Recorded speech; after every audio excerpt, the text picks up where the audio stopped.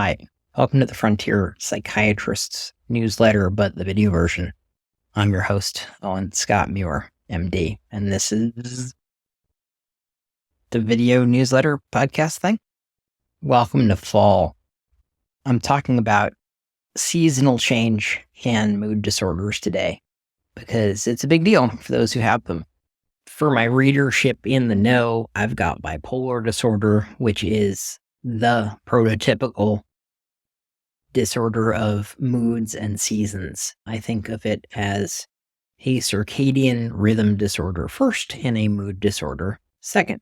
Autumn is a very special time of year for those with bipolar disorder, and that's because the rate of change of daylight in the day reaches its maximal value in the second and third week of October. So if you remember calculus, the derivative is a way of measuring the rate of change. If you take the derivative of the amount of daylight in the day, that reaches its maximal value in October.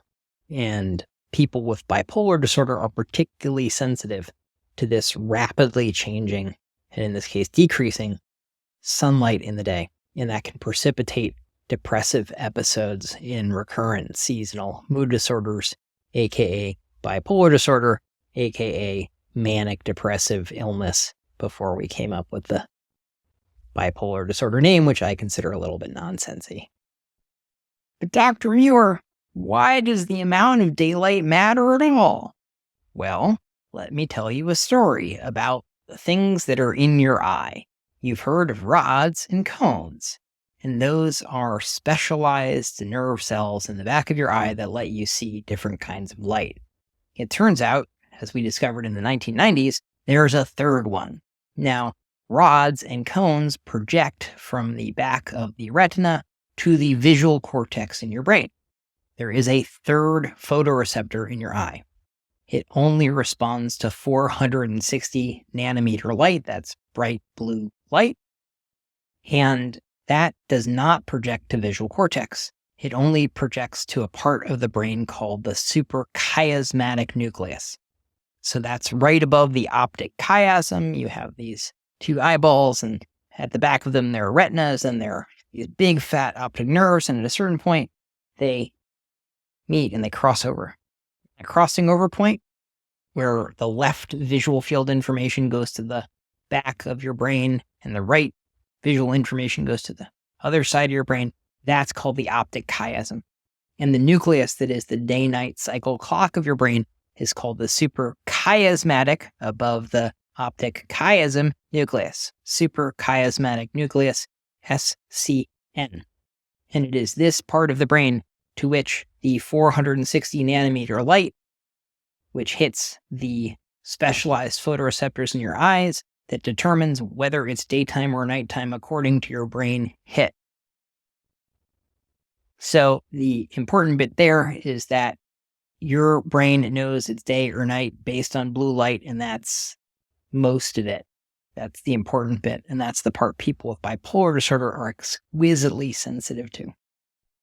So every year for people with bipolar disorder, when the seasons change, and I love fall, don't get me wrong, it's my favorite season, but it's also routinely a nightmare for people with bipolar disorder because the depression is coming again. And that can be really scary, and honestly, it's really predictable.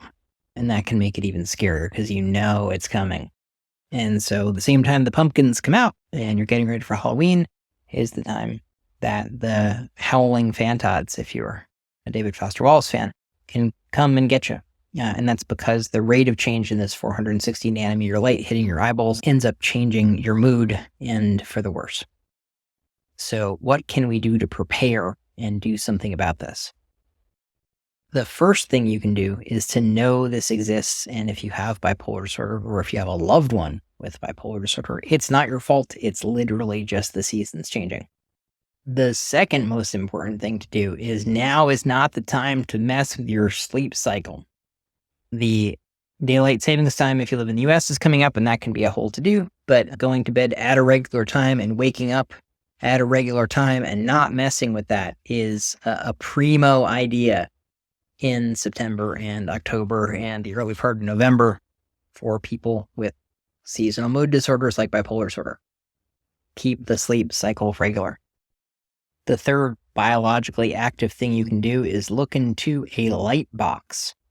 These are either full spectrum 10,000 lux, which I think is actually a bit of overkill because it's only the 460 nanometer light that matters.